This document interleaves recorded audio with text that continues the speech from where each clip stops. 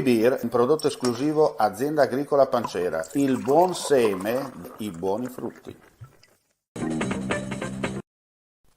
Alle 19:10 i vigili del fuoco di Maniago, coadiuvati dalla squadra speleo alpino fluviale di Pordenone e dall'elicottero Drago 149 del reparto volo di Venezia, sono intervenuti per una richiesta di soccorso di 3 escursionisti che si erano smarriti a quota 1300 metri sopra il livello del mare, seguendo una traccia di sentiero poco visibile che scendeva da Casera Galvana verso il passo Sant'Osvaldo.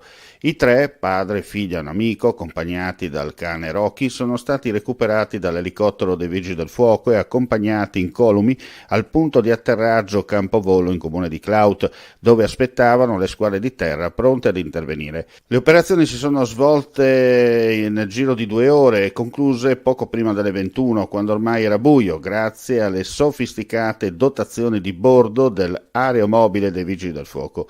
Sul posto anche i volontari del soccorso alpino della stazione della Valcellina. Beer è un prodotto esclusivo Azienda Agricola Pancera, il buon seme, i buoni frutti.